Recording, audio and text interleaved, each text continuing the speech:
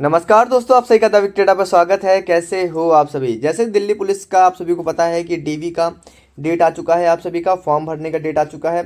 आपको document verification कराना है, वहाँ पर जाकर फॉर्म भरना है। तो उस फॉर्म को कैसे भरना है, कितने फॉर्म हैं, किस तरह से भरना है, क्या आपको भर के लेके जाना है, नहीं भर के जाना, क्या क्या डॉक्यूमेंट लगने वाले हैं, यानी कि आपको एक वीडियो में सारी डिटेल आप सभी को बताने वाला हूँ, ठीक है। और कम समय में सारी जानकारी देने वाला हूँ। चलते हैं वीडियो को स्टार्ट करते हैं। वीडियो अच्छी लगी वीडियो को लाइक करना, चैनल को सब्सक्राइब जरूर करना अगर अब तक नहीं किया तो। और हम चलते हैं ऑफिशियल नोटिस पे। सबसे पहले मैं आप सभी को फॉर्म तो दिखा चुका हूँ। फॉर्म, ये सारे फॉर्म हैं, यहाँ पर सारे फॉर्म आप सभी को दिख रहे होंगे, ठीक है। ये फॉर्म भरने हैं आप सभी को। मगर इस फॉर्म को भरने से पहले हमें इसके ऑफिशियल नोटिस को पढ़ना चाहिए कि ऑफिशियल नोटिस आ क्या रखा है। अगर आप ऑफिशियल नोटिस की तरफ ध्यान देंगे तो यहाँ पर अगर आप देखेंगे तो यहाँ पर इंपॉर्टेंट नोटिस करके लिखा हुआ है। उसके बाद यहाँ पर सब कुछ बता रखा है कहाँ पर आप सभी को जाना है। Sport ground, new lines, Kingsway, Delhi, यहाँ डालना है। यहाँ पर किस लिए जाना है तो यहाँ लिखा है फॉर कोडल फॉर्मेलिटीज़, यानी कि फॉर्म वगैरह भरने हैं। और final checking of dear document, ये होगा 9:30 बजे जाना है। यहाँ पर डेट भी बता रखी है कि 28 तारीख को इस रोल नंबर से इस रोल नंबर 28 तारीख को, फिर 29 तारीख को इस रोल नंबर से, 30 को, 31 को। जो अपने रोल नंबर देख लेना, अगर इसके बीच में आते हैं रोल नंबर तो अच्छी बात है, ठीक है। उसके बाद क्या क्या डॉक्यूमेंट लेके जाना है तो एजुकेशनल डॉक्यूमेंट सबको लेके जाना है आपको, हाई स्कूल इंटर दोनों लेके जाना है, ठीक है। ड्राइविंग लाइसेंस लेके जाना है, मेल के लिए फीमेल के लिए नहीं। Caste certificate, general, OBC, EWS जो भी हो। कैटेगरी सर्टिफिकेट कुछ हो, जैसे सब कैटेगरी सर्टिफिकेट होता है एसटी के लिए, तो वो हो तो नहीं तो कोई दिक्कत नहीं है। एनसीसी हो तो ले जाओ, स्पोर्ट वाला हो तो ले जाओ। आरआरयू सर्टिफिकेट, अगर इस टाइप का कोई सर्टिफिकेट है तो लेके जाओ। डब्ल्यूपीपी सर्टिफिकेट कोई है तो लेके जाओ। हिल एरिया सर्टिफिकेट, जैसे कोई हाइट में छूट जाता है तो हिल एरिया सर्टिफिकेट लगता है।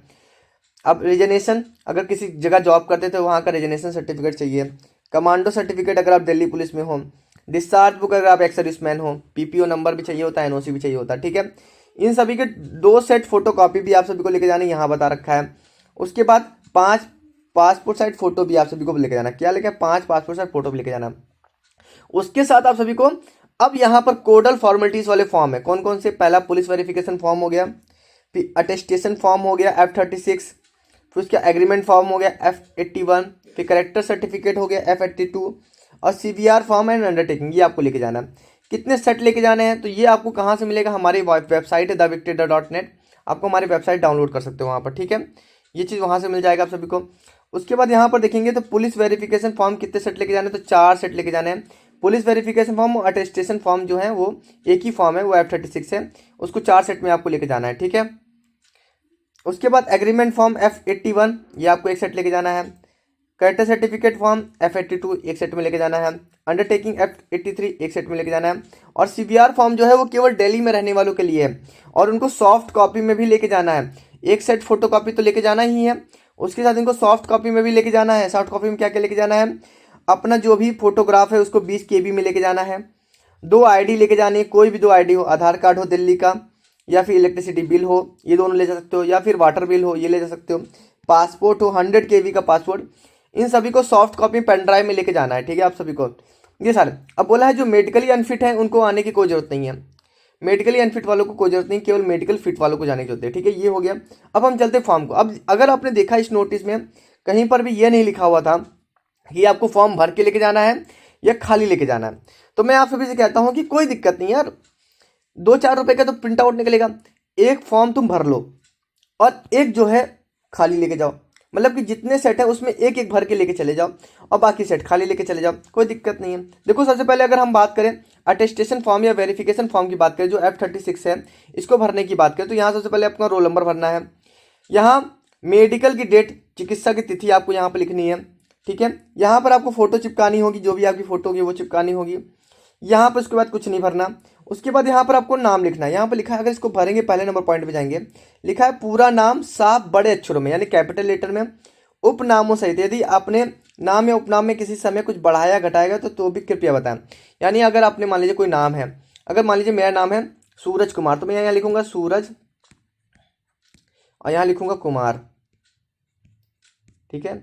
जो मेरे हाई स्कूल सर्टिफिकेट, जो मेरे सर्टिफिकेट नाम है वो लिखना है। पहले आपको अपना उपनाम लिखना है, यानी कि जो भी आपका सरनेम है, उसके बाद आपको अपना रियल नेम लिखना है। देखो एड्रेस लिखने की, देखो आप अगर देखो आप पुलिस में भर्ती होने जा रहे हो, एड्रेस लिखते हैं तो हमेशा पूरा एड्रेस लिखते हैं। ऐसा नहीं कि जो आप सभी को कोरियर मंगाते हो वाला एड्रेस नहीं, पूरा रियल एड्रेस। सबसे पहले गाँव का नाम, फिर थाना, फिर जिला या मकान नंबर, गली, सड़क, मार्ग, नगर, पिन कोड। देखो सबसे पहले आपको क्या लिखना है, सबसे पहले आपको विलेज का नाम लिखना है, जो भी विलेज है, विलेज नहीं है।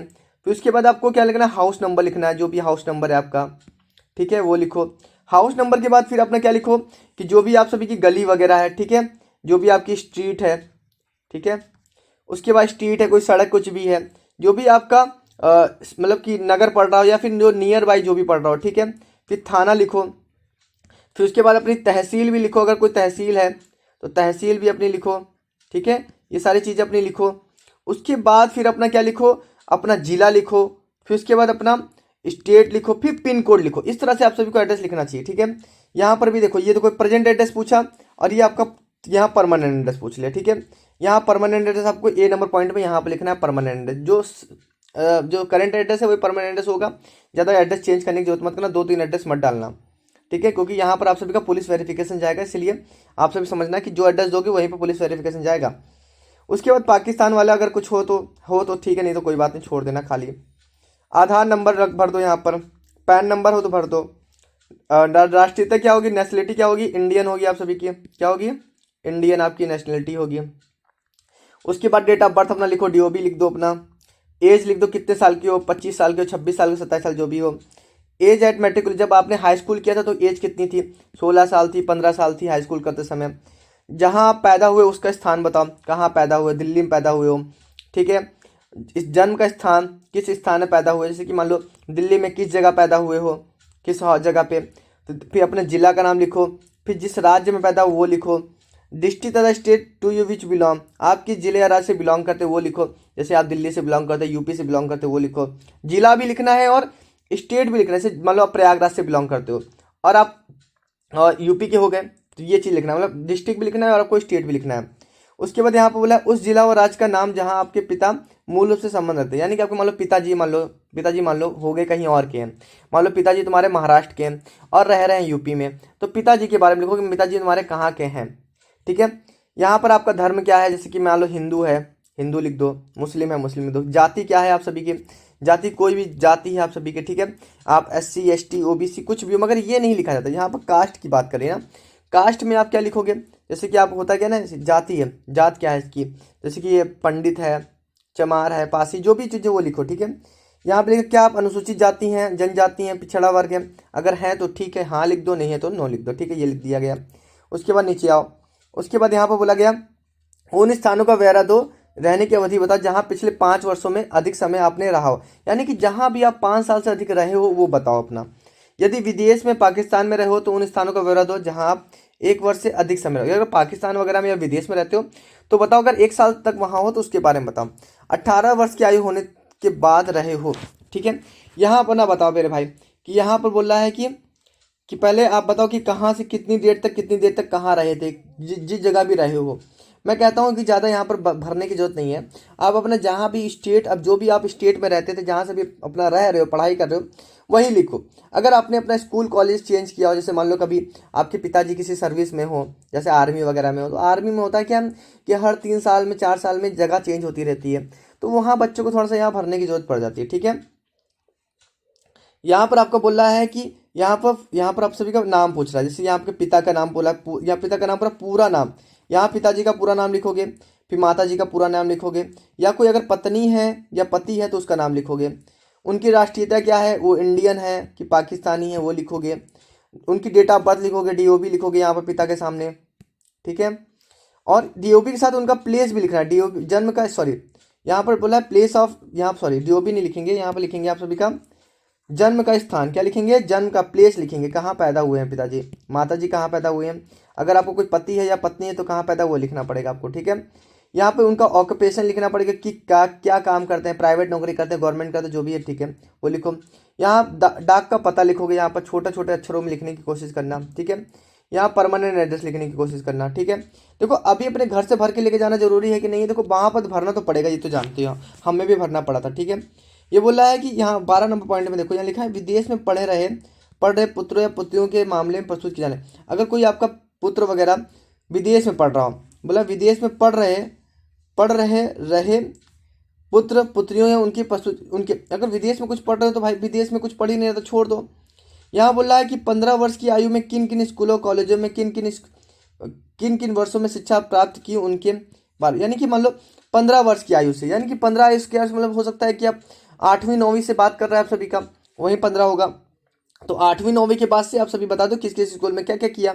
ठीक है, स्कूल का नाम लिखो, प्रवेश की तिथि लिखो और छोड़ने की, जैसे आपके सर्टिफिकेट में लिखा होगा परीक्षा उत्तीर्ण, परीक्षा पास कर ली। ठीक है, यहाँ पर परीक्षा कौन सी होती है, एग्जामिनेशन पास, परीक्षा उत्तीर्ण, तो यहाँ पर परीक्षा कौन सी पास की, जैसे कि मान लो 8वीं पास की, 9वीं पास की, 10वीं पास की। यहाँ पर आप वही चीज़ भरो, दूसरे स्कूल का नाम लिखो, अगर आपने दूसरा स्कूल चेंज किया, नहीं चेंज किया तो वहाँ पर कोई दिक्कत नहीं है। ठीक है, यहाँ पर भी इसके बाद 14 नंबर पॉइंट बोल रहा है कि यहाँ लिखा है क्या आप इस समय केंद्रीय या राज्य सरकार अधिकारी या कोई गवर्नमेंट जॉब कर रहे हो। अगर गवर्नमेंट जॉब कर रहे हो तो वहाँ पर लिख दो कब ज्वाइन किया था और कब छोड़ दिया। ठीक है, डेजिग्नेशन क्या थी, वहाँ आप किस पोस्ट पे थे, नियोक्ता का नाम, एम्प्लॉयर का नाम, जैसे कि मान लो मैं आईटीबीपी में था तो मैं आईटीबीपी यहाँ लिख देता। ठीक है, पहली नौकरी छोड़ने का कारण, नौकरी छोड़ने का कारण क्या था, कुछ नहीं था, व्यक्तिगत कारण था। ठीक है, व्यक्तिगत कारण ऐसे लिख दे सकते हो आप, कोई दिक्कत नहीं है। ठीक है, उसके बाद यहाँ बोला है क्या पिछली सेवा भारत सरकार के किसी राज्य सरकार के द्वारा उपक्रम किसी स्वायत्त निकाय या किसी राष्ट्रीय केंद्रीय सिविल सेवा में 5 नियम 5 के अधीन किसी किसी प्रकार के नियमों अधीन महीने का नोटिस देकर छोड़ी गई हो तो उससे विरुद्ध कोई अनुशासनिक कार्रवाई की गई थी। यानी कि बोला कि कोई ऐसा कुछ नोटिस वगैरह दिया गया हो आपको, या फिर आपको ऐसा कुछ मतलब कि नौकरी से निकाला गया हो, ऐसा किया गया हो, तो यहाँ बोला कि उसके बाद तो कुछ नहीं किया अगर छोड़ दो इसको। ठीक है, 15 नंबर पॉइंट में देखो, क्या आप कभी नज़रबंद रखे गए हैं, नहीं भाई कभी नहीं रखे गए हैं। क्या आप कभी अरेस्ट हुए हैं, कभी नहीं अरेस्ट हुए हैं। क्या आप कभी बंदी बने, नहीं बंदे भाई, कोई दिक्कत नहीं है। क्या आप पे कोई कोर्ट ऑफ लॉ कोई केस वगैरह चल रहा है, नहीं भाई कोई नहीं चल रहा। एफआईआर हुई है, नहीं भाई। ठीक है, क्या आप पे कोई मुकदमा चल रहा है, अगर हो चल रहा हो तो बता देना, नहीं चल रहा तो नहीं बताना। ठीक है, ये बोला फॉर्म भरते समय आप कोई आपराधिक मुकदमा चल रहा है, नहीं भाई कोई नहीं चल रहा है मेरा।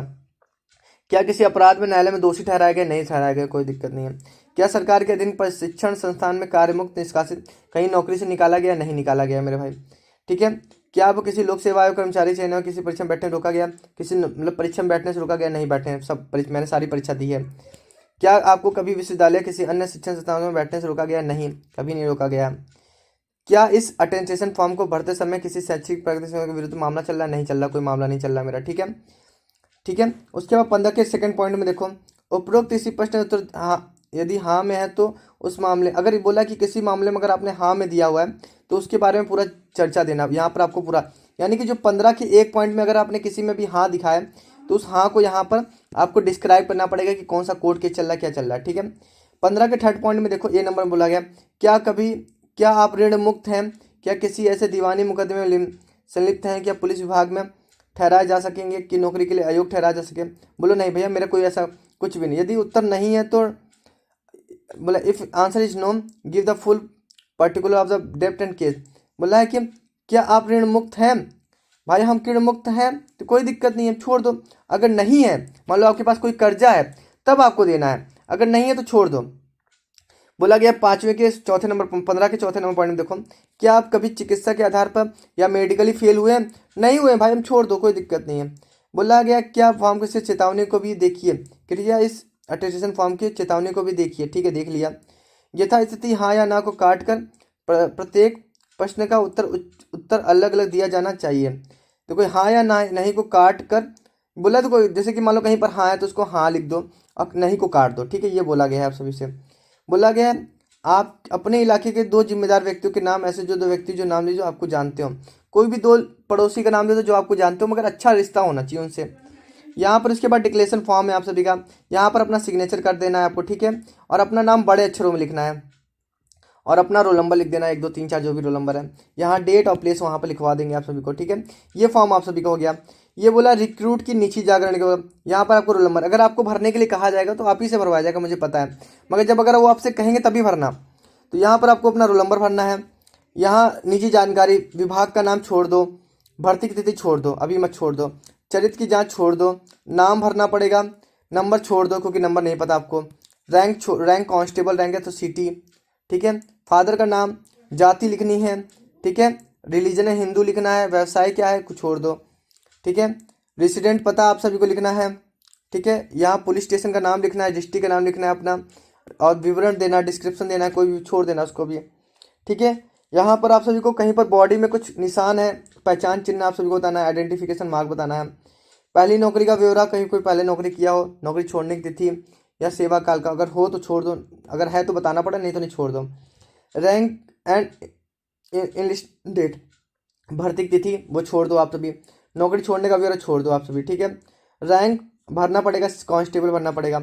अपने परिवार के सदस्यों का नाम भरना पड़ेगा, फादर, माता, पिता, पत्नी, जो भी है वो सब भरना पड़ेगा आप सभी को, ठीक है। नहीं है तो छोड़ देना। बोल रहा है उस रिश्तेदार का जो सरकारी सेवा में रहे थे उनसे आपका क्या संबंध है। बोल रहा है कि name of relative who were in a government service with complete detail, यानी कि कोई ऐसा जो गवर्नमेंट सर्विस में रहा हो उसके बारे में बता दो। नहीं है तो छोड़ दो, ठीक है। बोला है मैं निम्न को अपना नाम नॉमिनी, अगर मान लो किसी को आप नॉमिनी बनाना चाहते हो, जैसे मदर को नॉमिनी बनाते हो, फादर को नॉमिनी बनाते हो, तो यहाँ पर लिख दो। अधिकतर लोग मदर को नॉमिनी बनाते हैं, ठीक है, ये नॉमिनी बना सकते हैं। आवेदक के हस्ताक्षर, यहाँ पर अपना हस्ताक्षर करोगे, यहाँ पर अपना नाम लिखोगे ब्लैक, और यहाँ पर अपना रोल नंबर लिखोगे, ठीक है। यहाँ डेट लिखोगे, प्लेस लिखोगे, यहाँ पर मैं अपना नाम लिखोगे, मैं सूरज कुमार ये घोषणा करता हूँ कि मैं अविवाहित विधुर विधवा हूँ। मैं क्या हूँ भाई, अविवाहित हूँ, तो मैं लिखूंगा अविवाहित हूँ, ठीक है। अनमैरिड लिख दूंगा।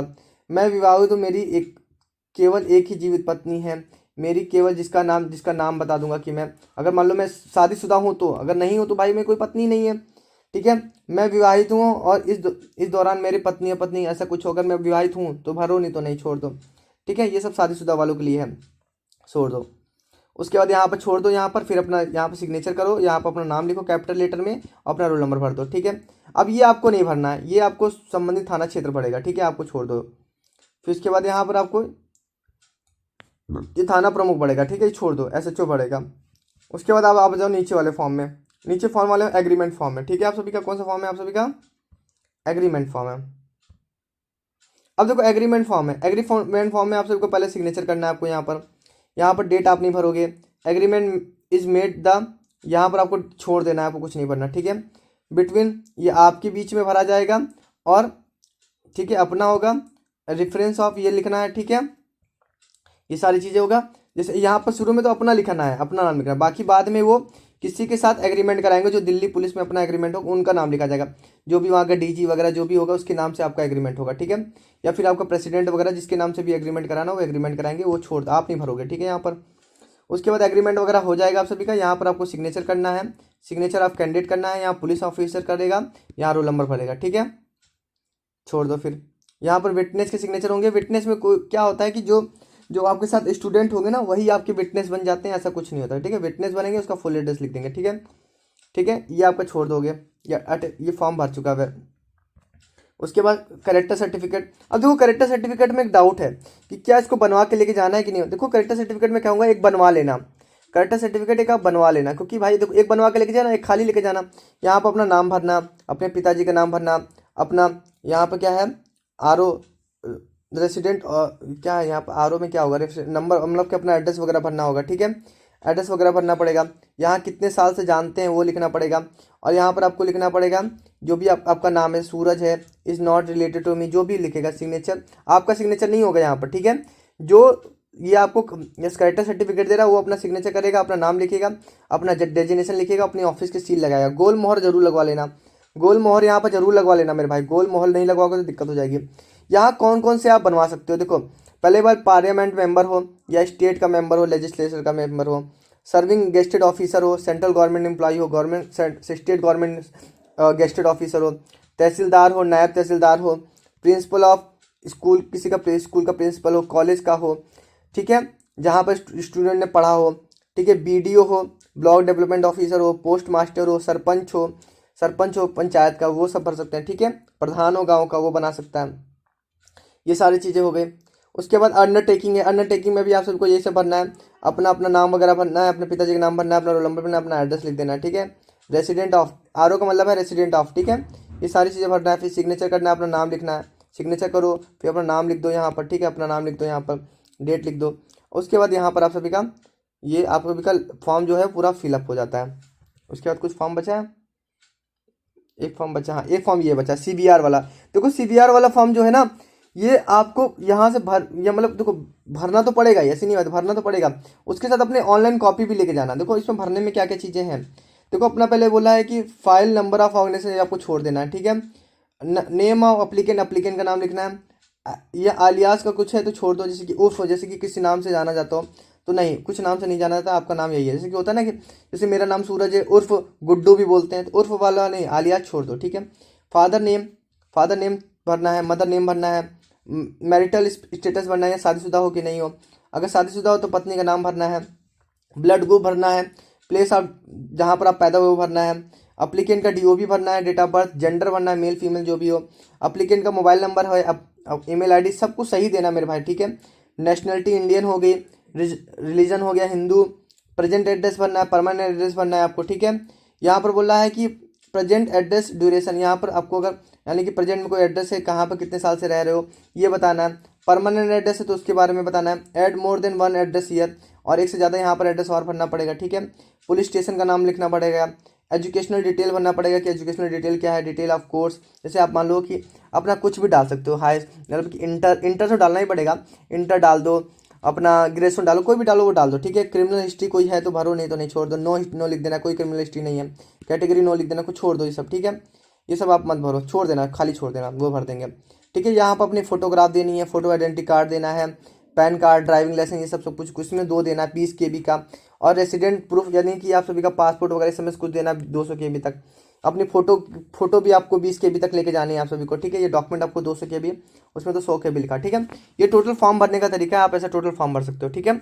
मैंने आपको सारी डिटेल बता दी है। वीडियो अच्छी लगी वीडियो को लाइक कर देना, चैनल को सब्सक्राइब जरूर कर देना, ठीक है। चलो अभी के लिए चलता है, मिलता है नेक्स्ट वीडियो में। Thank you so much.